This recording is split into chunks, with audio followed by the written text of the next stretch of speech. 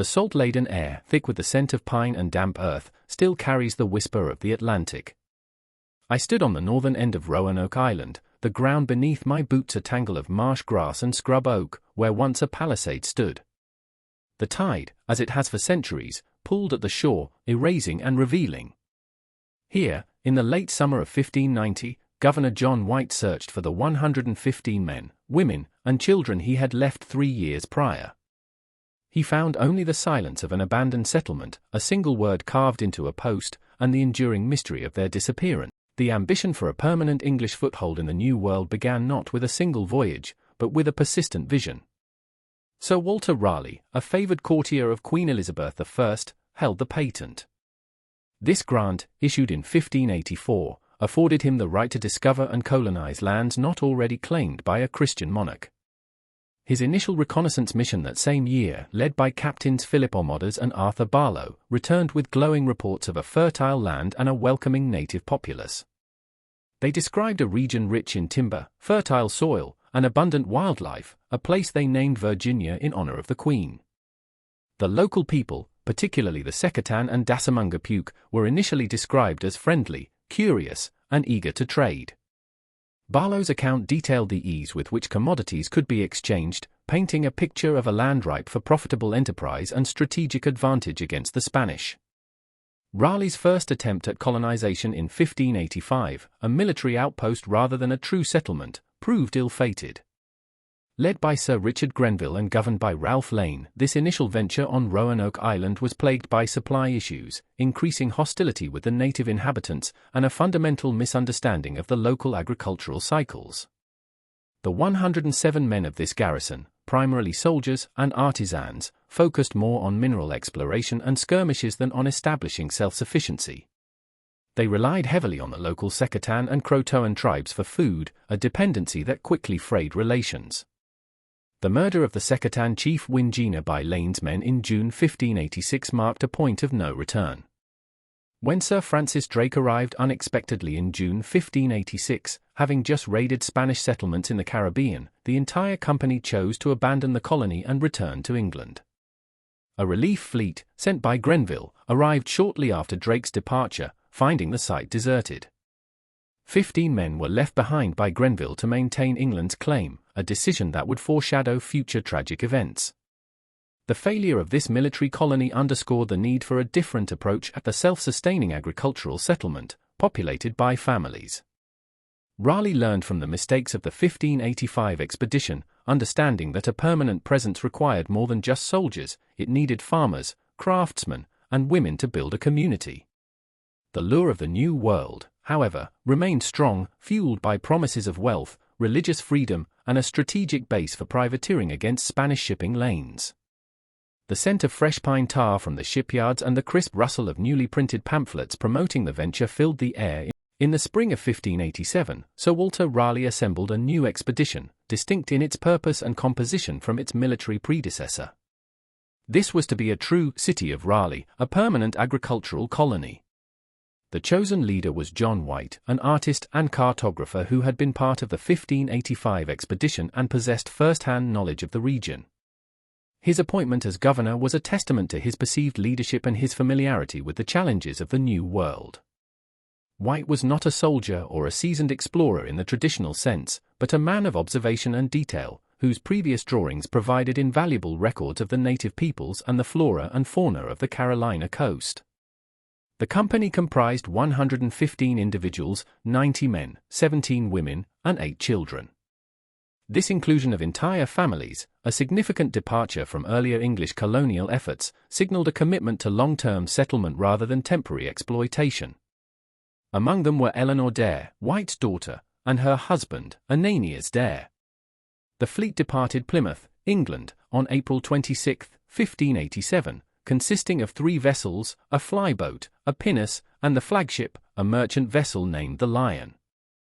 The Lion, though not a warship, was stout and capable of carrying the necessary provisions for the journey and the initial establishment of the colony. The voyage across the Atlantic was arduous, as was common for the era, but largely uneventful until their arrival in the Caribbean.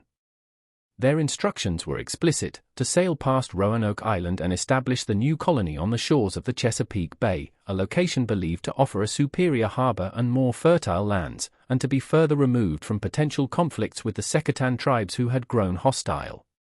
However, a critical decision was made upon reaching the Caribbean. Simon Fernandez, the principal navigator and a man described by White as a very bad character, took command of the fleet's course. Fernandez, a Portuguese pilot in English service, had his own agenda, likely driven by privateering interests. He refused to transport the colonists to the Chesapeake Bay, insisting instead that they disembark at Roanoke Island. White recorded his frustration, noting Fernandez's treacherous behavior. The reasons for Fernandez's defiance remain debated. Some suggest a desire to return to privateering more quickly, others a misjudgment of the Chesapeake's navigability, or perhaps a deliberate act of sabotage. The sway of the deck beneath their feet, the constant taste of ship's biscuit, and the endless expanse of the ocean had been their reality for months. Now, the land was in sight, but not the land they had been promised.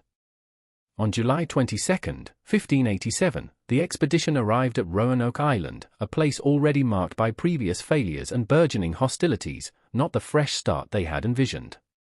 The sound of the waves breaking on the outer banks, upon their unexpected arrival at Roanoke Island on July 22, 1587, Governor White and his company found the remains of the fort established by Ralph Lane's military colony 2 years prior. The site was desolate. The houses were standing but overgrown with melon and pumpkin vines, a testament to nature's rapid reclamation. The palisade was intact, but the structures within showed signs of neglect and disrepair. The most unsettling discovery was the human bones scattered near the fort, grim evidence of the fate of the 15 men Grenville had left behind in 1586. They had clearly been attacked and killed by native tribes, a stark reminder of the dangers that awaited the new settlers. The sight of these remains, bleached by the sun and weathered by the elements, must have cast a pall over the initial hopeful efforts to establish their new home. The smell of damp earth and decaying vegetation hung heavy in the air, a stark contrast to the promised bounty of the New World. Despite this ominous beginning, the colonists immediately set to work repairing the existing structures and clearing ground for new dwellings. Their primary goal was to establish a self-sufficient agricultural community. They began planting crops, hoping to harvest before the onset of winter. The sounds of axes felling timber and hammers driving nails filled the air, replacing the silence of abandonment. However, the initial optimism was short-lived. Relations with the local native tribes, already strained by Lane's aggressive actions, quickly deteriorated further. The Secatan, who inhabited the mainland, remained hostile. The Croatoan people, led by Chief Manteo, who had travelled to England with Omodas and Barlow in 1584 and again with Grenville in 1586, were the only tribe considered friendly. Manteo, who had learned some English, served as a crucial intermediary, but his influence could not bridge the deep chasm of distrust that had formed. On July 28, a small party of colonists, led by George Howe, went crabbing in a shallow creek a mile from the fort. They were ambushed by a group of Secatan warriors. Howe was killed, shot with 16 arrows, and his body mutilated. This incident confirmed the settlers' fears and highlighted their precarious position. Governor White, seeking to demonstrate strength and deter further attacks, launched a retaliatory strike on August 9. Intending to target the Secatan village responsible for Howe's death, White's men mistakenly attacked a village of friendly Croatoan people, who had temporarily moved into the abandoned Secatan settlement. This error further complicated diplomatic efforts and deepened the cycle of violence. Manteo, however, remained loyal to the English. On August 13, 1587, he was formally baptized and granted the title of Lord of Roanoke and Dassamungapuke by Raleigh's command, an attempt to solidify an alliance and establish a native leader sympathetic to the English cause. 5 days later, on August 18, 1587, Eleanor Dare gave birth to a daughter, Virginia Dare, the first English child born in the New World. This event, a symbol of hope and continuity, occurred amidst the growing anxieties and the very real dangers of their isolated existence. The feel of rough-hewn timber underfoot, the constant. As the summer of 1587 drew to a close, the precarious situation of the Roanoke colony became increasingly apparent. The initial stores brought from England were dwindling, and the settlers' attempts at agriculture were insufficient to sustain them through the coming winter. The ongoing hostility with the Secatan and Dasamungapuk tribes made foraging and hunting dangerous, confining the colonists largely to the immediate vicinity of their fort. The incident involving George Howe and the subsequent retaliatory attack on the Croatoan village underscored the ever-present threat and the difficulty of distinguishing friend from foe in the complex tribal landscape.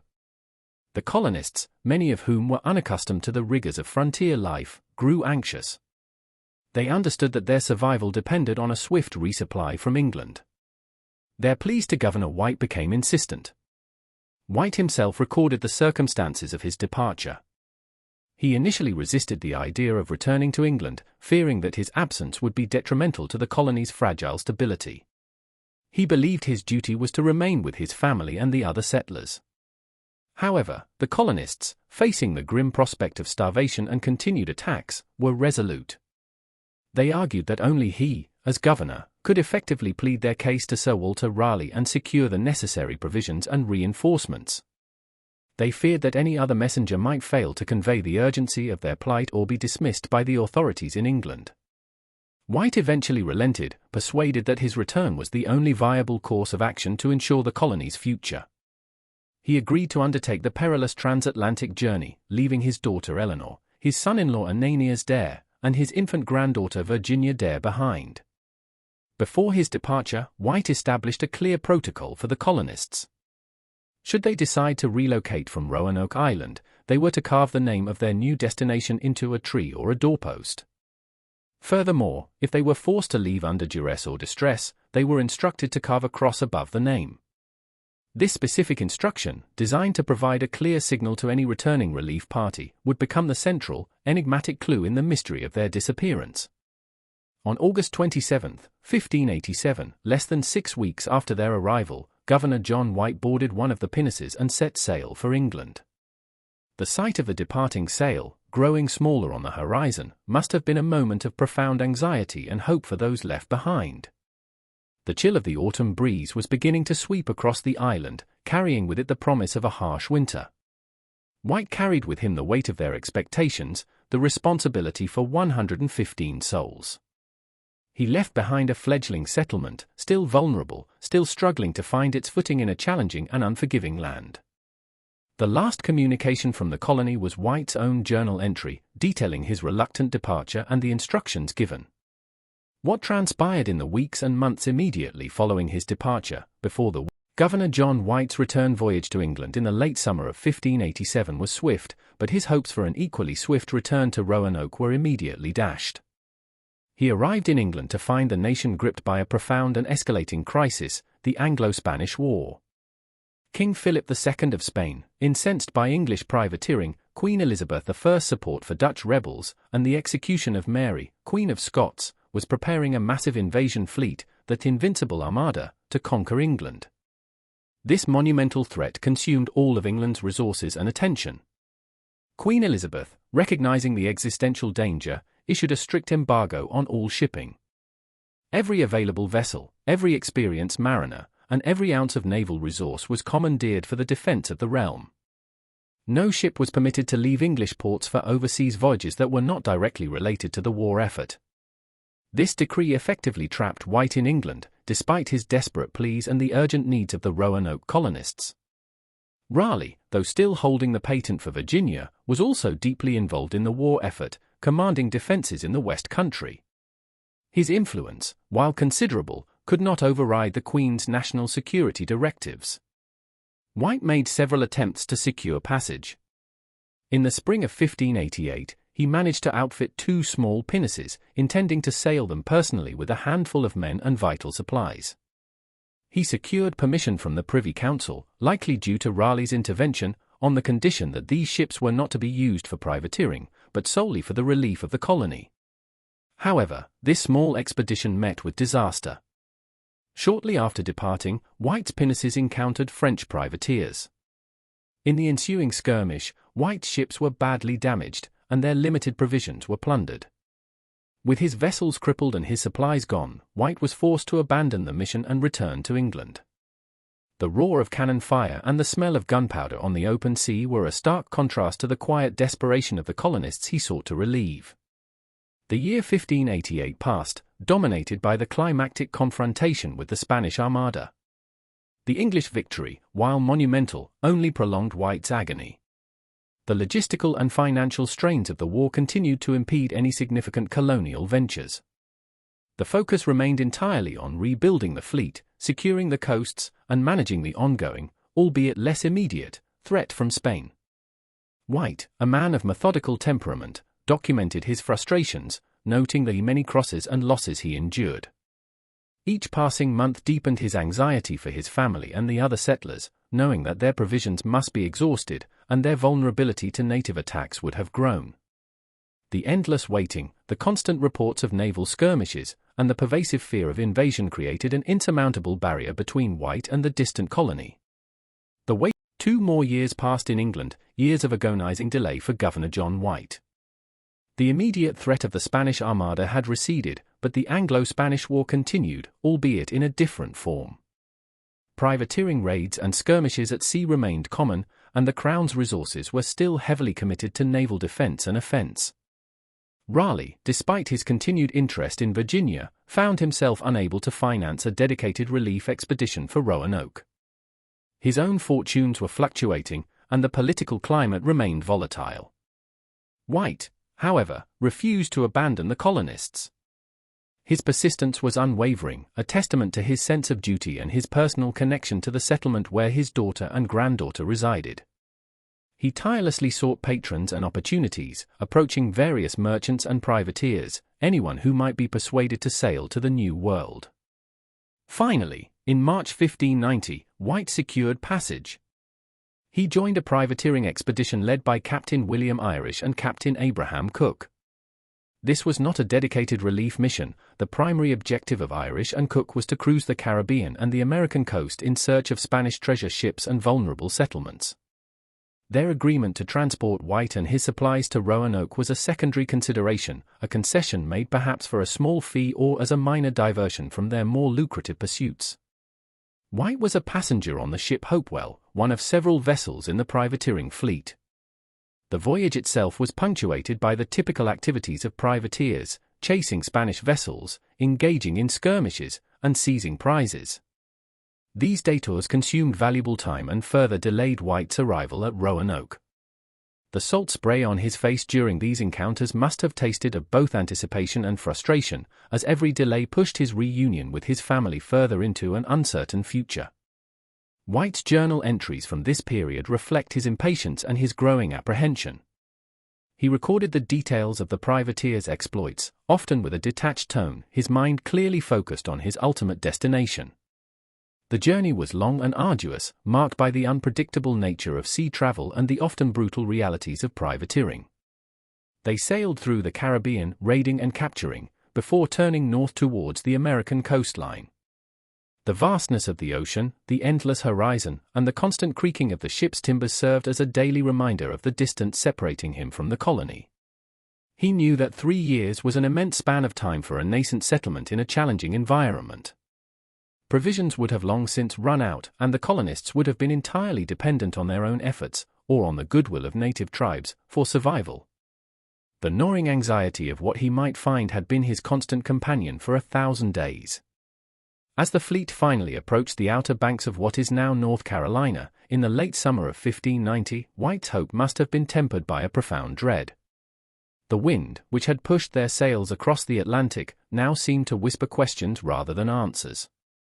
He was finally, on August 15, 1590, the privateering fleet, with Governor John White aboard the Hopewell, finally reached the Outer Banks. They anchored off Croatoan Island, the ancestral home of Manteo's people. White immediately dispatched a boat to the island, hoping to find some trace of the colonists or at least gain intelligence from the friendly Croatoan tribe. The boat returned with no news, but reported seeing fires on Roanoke Island. This sighting ignited a desperate hope within White. Fires meant human presence, and human presence might mean his colonists were still there. The following day, August 16, proved too rough for a landing on Roanoke. The sea was turbulent, and the privateers, ever cautious with their ships, refused to risk their vessels in the treacherous shoals. Finally, on August 18, 1590, coincidentally, Virginia Dare's third birthday, White and a landing party were able to reach Roanoke Island. As they approached the northern end of the island, where the settlement had been, they saw smoke rising from the interior.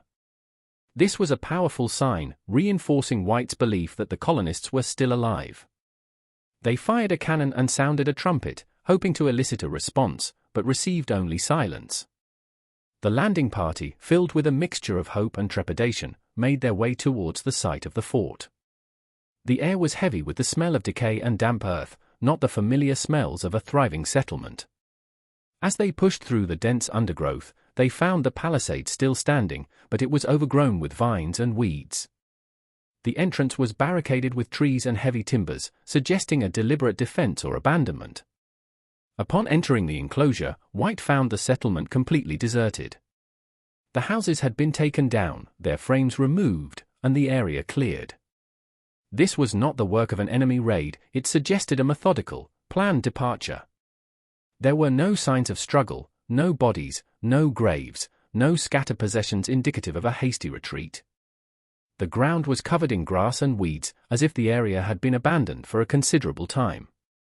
The silence was profound, broken only by the rustle of the wind through the tall grass and the distant cries of seabirds. White's heart must have sunk with each step, his initial hope fading into despair. He searched desperately for the prearranged sign, the name of their new location. And there, carved into one of the main posts of the palisade, was the single word, Croatoan. Below it, carved into a tree nearby, was the single word, the CRO. Crucially, there was no cross carved above the word, indicating that their departure had not been made in distress. This was the last reliable evidence of the Roanoke colonists, a single word pointing towards a known, friendly destination. White also discovered several heavy chests, which he had buried before his departure, dug up and ransacked. The contents, including his books, maps, and drawings, were scattered and ruined by the elements. This suggested that whoever had disturbed them had no use for such items, or perhaps had been searching for something else.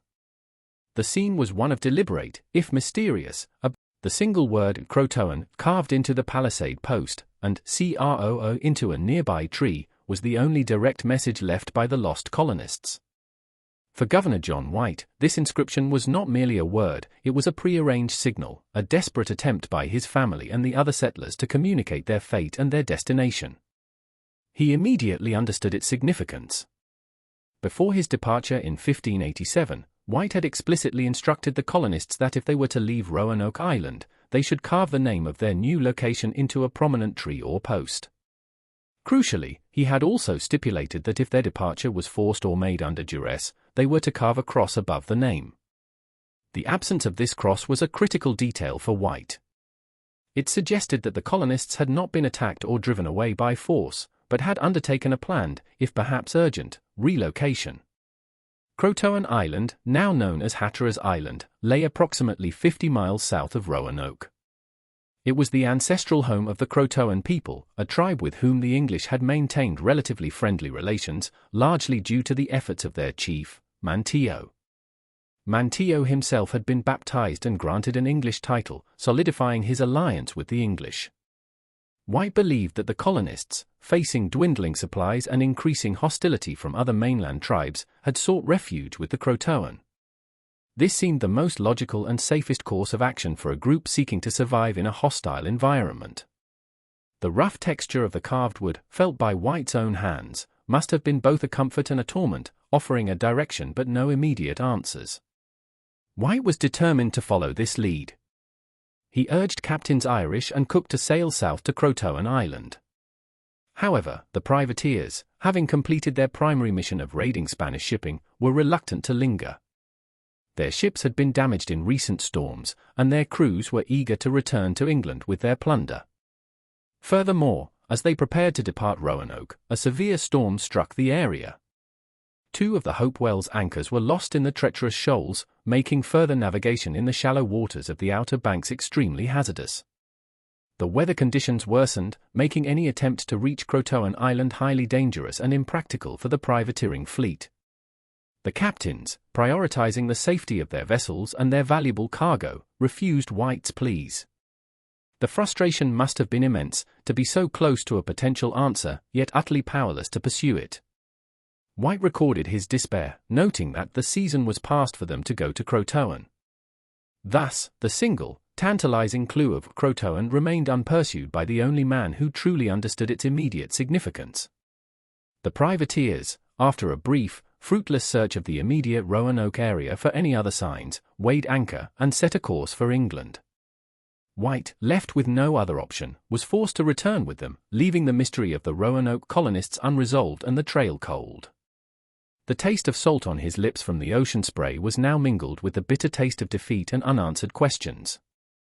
The wind. Governor John White never returned to Roanoke Island. His final voyage back to England in 1590 marked the end of his direct involvement with the lost colony. Despite his personal loss and persistent efforts, he was unable to secure further passage or funding for another relief expedition. Sir Walter Raleigh, however, did not immediately abandon his venture. Though his patent was eventually revoked by the Crown in 1603, Raleigh continued to send ships to the American coast in the years following White's return, primarily for privateering and exploration, but with standing orders to search for the lost colonists. These subsequent expeditions, however, focused more on the Chesapeake Bay region, the original intended site for the colony, rather than Roanoke or Croatoan. They found no definitive trace. The most significant inquiries into the fate of the Roanoke settlers came nearly 2 decades later, with the establishment of the Jamestown colony in 1607. The Jamestown settlers, under the leadership of Captain John Smith, were keenly aware of the Roanoke mystery. They were instructed by the Virginia Company of London to inquire about the lost colonists, hoping to find survivors or at least understand what had transpired. Smith and his men, through interactions with various Algonquian tribes, particularly the powerful Powhatan Confederacy, gathered fragmented and often contradictory reports. Chief Powhatan, the paramount chief of a vast confederacy of tribes, claimed to have killed the Roanoke settlers. He reportedly told Smith that he had attacked a group of English living near the mouth of a river, identifying them as the Roanoke colonists. Powhatan's motivation for this claim, and its veracity, remain debated. It could have been a boast of power, a warning to the Jamestown settlers, or a recounting of an actual event that involved some of the lost English. Other native accounts collected by Smith and his contemporaries suggested different fates. Some reports spoke of survivors, particularly children, who had been assimilated into various tribes. One account mentioned a group of English living with the Chesapeake tribe, a people later annihilated by Powhatan. Another spoke of fair-skinned people, wearing European clothing, living among the Eno and Tuscarora tribes in the interior. These fragmented reports fueled the long-standing theory of assimilation, that the colonists, facing starvation and hostile tribes, had sought refuge with friendly groups, intermarried, and gradually integrated into native society. The Croatoan carving strongly supported the idea of a planned move to a friendly tribe, and the Croatoan people themselves, later known as the Hatteras, were known to have absorbed other groups. Another prominent theory posited that the colonists were victims of disease or starvation. While the lack of bodies or mass graves at the Roanoke site contradicts a sudden, catastrophic event, a gradual decline due to illness or lack of food, followed by a desperate dispersal, remains plausible. The difficult conditions of early colonial life, coupled with the lack of agricultural success and the disruption of native food sources, could have led to a slow demise. The faded ink of Captain Smith's reports and the dust of old maps offered tantalizing but inconclusive clues. The silence from Roanoke Island, once broken only by the wind, now echoed with the conflicting narratives of subsequent generations. In the centuries that followed Governor White's final departure, the mystery of the Roanoke colonists deepened, becoming one of the most enduring enigmas in American history. Despite numerous subsequent expeditions, historical investigations, and archaeological surveys, no definitive evidence has ever been found to explain the disappearance of the 115 men, women, and children. The site of the original settlement on Roanoke Island has yielded artifacts from the 1585 military colony and some from the 1587 lost colony, but nothing that conclusively points to their fate after White left. No mass graves have been discovered, no signs of a large-scale battle or massacre, and no personal effects that might indicate a sudden, violent end for the entire group. The absence of human remains, in particular, is striking, suggesting that the colonists did not perish en masse at the settlement site. The Croatoan carving remains the most concrete piece of evidence, yet its interpretation is still debated. While White believed it indicated a planned relocation to Croatoan Island, Hatteras, no English settlers were ever definitively found there. Archaeological excavations on Hatteras Island have uncovered European artifacts, including fragments of pottery, tools, and jewelry, dating to the late 16th century. These finds suggest contact and trade between the Croatoan people and Europeans, and possibly the presence of some English individuals. However, these artifacts do not constitute proof of the entire colony's relocation or assimilation. They could simply be the result of trade or interaction with other European visitors. The Croatoan people themselves, when later encountered by English explorers, offered no clear account of the colonists' fate, or perhaps their accounts were misunderstood or unrecorded by the English. The various theories proposed over time, assimilation into native tribes, massacre by hostile forces, starvation, or disease, each possess elements of plausibility but lack conclusive proof. The accounts from the Jamestown settlers, particularly Captain John Smith's reports of Powhatan's claims, are tantalizing but cannot be independently verified. Powhatan's motives were complex, and his statements could have been strategic. The idea of assimilation, where some colonists, particularly children, were absorbed into native communities, is perhaps the most compelling given the Croatoan clue and the general pattern of interaction between early European settlers and indigenous peoples. However, without direct genetic evidence or clear historical records from the native side, it remains a theory. The silence of the historical record after 1590 is profound. The colonial venture, initially driven by Raleigh's grand vision, ultimately ended in an unresolved void. The precise sequence of events that led to the abandonment of the Roanoke settlement and the subsequent disappearance of its inhabitants remains an open question. The land itself, now reclaimed by nature, holds its secrets close. The weight of the silence, the feel of the wind over the empty land, these are the only constant companions to the enduring mystery.